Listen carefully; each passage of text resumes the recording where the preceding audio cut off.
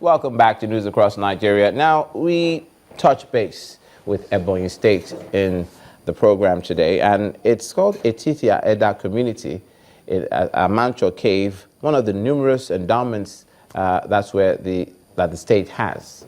Now, despite its tourism potential, the 4-kilometer-long cave with various compartments seems to be suffering a great deal of neglect as the host community laments the situation. Take a look. Etiti community is about a 2-hour drive from the city center, Abakaliki. And it is located in Afikpo South local government area. What brings us here is the Amanchor cave, adjudged to be one of the longest in Africa.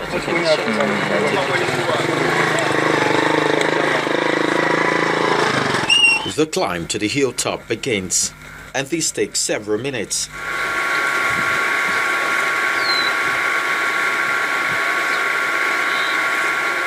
There is a small village located here, known as Amanchor, after which the cave was named.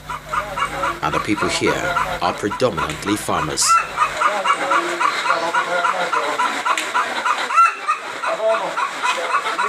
Amanchor community is devoid of modern amenities and depicts some level of neglect. This obviously is not heartwarming for the chief here, who takes his time to express his feelings. I'm more than proud because it's nature. Nature has given us that very cave. Some people are not happy for the cave remaining here. If they can carry it away, they carry it. Let me rest to avoid confusion. By describing the cave ordinarily like this, you go there and see and know what to write. Okay, Mama!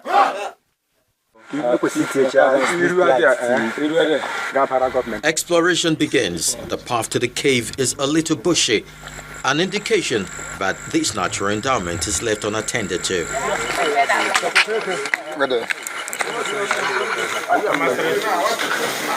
We arrived at the first underground compartment, a large open space occupied by bats.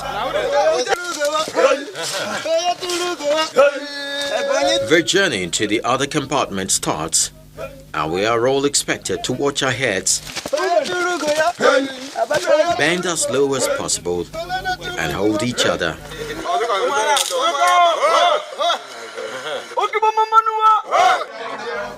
We arrived at the second compartment, which seems even bigger, with a natural vent.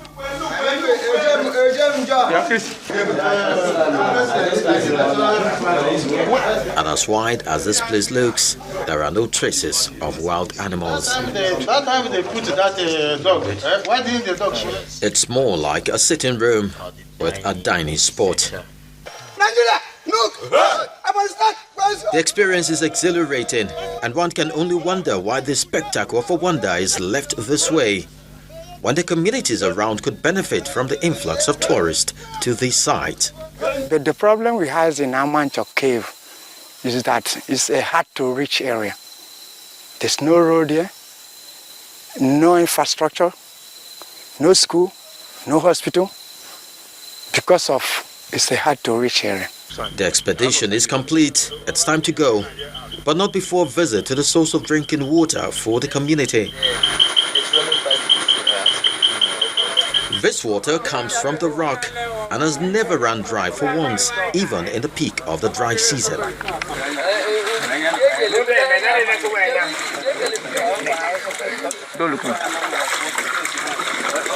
Our assignment here is complete, and now homeward bound. We hope that Ebonyi State will look inward and put to good use its natural endowment. Chris Illems, Channels Television News. Now, joining us on News Across Nigeria is a travel expert, Mr. Ikechi Uko. Thank you for being with us. Thank you. We just saw in that report, and if we look across the world, France has got the Eiffel Tower, America has got Niagara Falls, Egypt has the pyramids, and what does it take for Nigeria to build and optimize its own tourist attractions such as this, which we've seen the problems that are attendants in this case? I'm happy you said that because France is a country with less than 80 million people and it gets up to 80 million visitors a year. France gets more tourists than the whole of Africa put together. Africa gets 56 million tourists and we are just 1.2 billion people. That means there's something we are not doing right. For one country to get more tourists than 54 countries put together. Nigeria is a sad case. We've been blessed. What you have in, these are geological complexes. They have the Salt Lake. They have caves, lots of caves, and they have beaches in Ebonyi. And beautiful place, but no effort has been made to enhance what God gave us. If you go around Nigeria, which we did when we did the 7 wonders of Nigeria, there is no part of Nigeria that is not blessed by God. Amazing stuff you've seen. I've been around the world, I've been around Africa. And I can tell you there are very few places that have what we do have. But the little effort we need to make to enhance this one. The Eiffel Tower is man-made. Exactly. Yeah, Niagara Falls is natural. But they put stuff there to make Niagara appealing to people. And accessible. And accessible. You put roads, you clean up the place, you add maybe souvenir shops, you do some annotations so people can understand what they are saying. If you're driving around some places in East Africa, they say, oh, this is 0 point, the equator. You stop there to take photograph. If there was no sign, if nobody explained the equator for you, you wouldn't know that you are at the 0 point. If nobody tells you this is Rift Valley, you wouldn't know. So if nobody tells me what is exciting about that cave, I wouldn't know. So and you wouldn't want to go there. Yeah, I wouldn't want to go there. Let me jump in here. Yeah. How can the government, because it goes without saying that we need tourism as a revenue earner now that we know that over-reliance on oil is not the way to go and the government is looking for alternative means of revenue. What does it take for the federal government and indeed the state governments to begin to invest in the various states and the various destinations so as to begin to generate revenue and see it as not just as a business? It doesn't take much.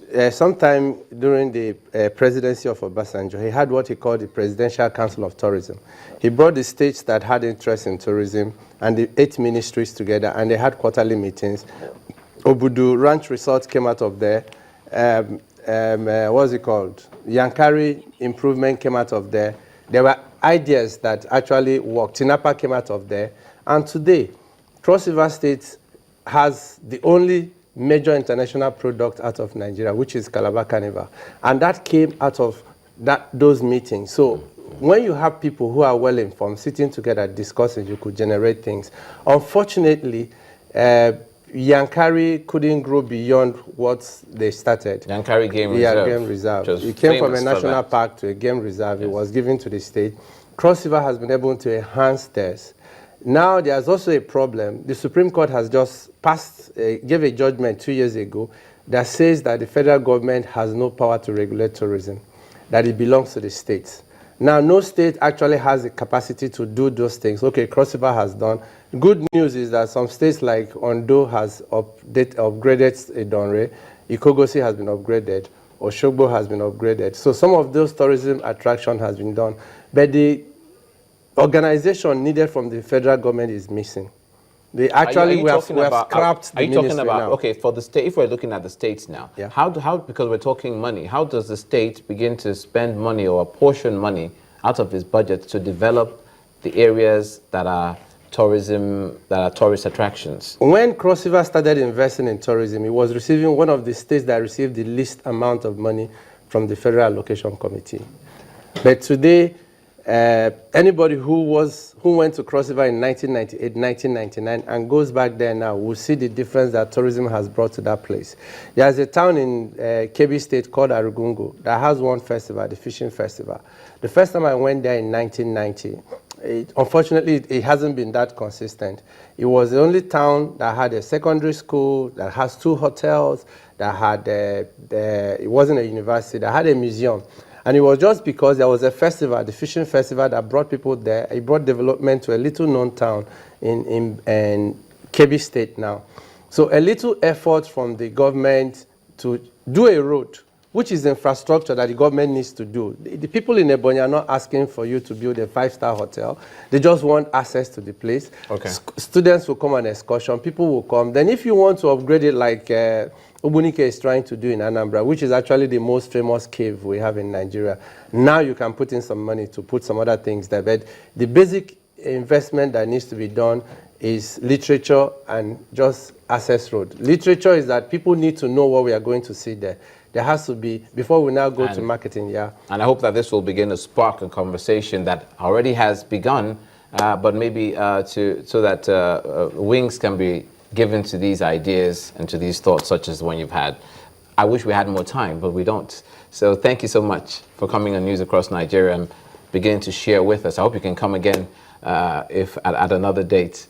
So we have been speaking with Mr. Ikechi Uko, a travel expert, on maximizing the tourism potentials of the states across Nigeria. Finally, on the program, the founding chairman of DAR Communications, Chief Raymond Okpesi, has been granted bail in the sum of 2 sureties each, who must have property worth 200 million naira each, which must be verified by an established estate surveyor. The sureties must swear to an affidavit of means that in the event that the accused is not available for trial, the properties will be forfeit to the government. Chief Okpesi is also to deposit his international passport with the court.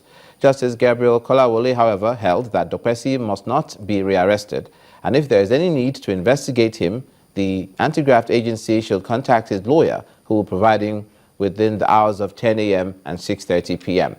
He also ordered that the accused be remanded in Kuje prison if his bail conditions are not met. The trial has been adjourned to the 2nd of February 2016 for continuation. Chief Raymond Okpesi pleaded not guilty to a 6-count charge of fraudulent and corrupt acts preferred against him by the Economic and Financial Crimes Commission, the EFCC.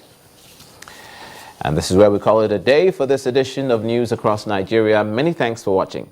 I'm Olumide Mukori.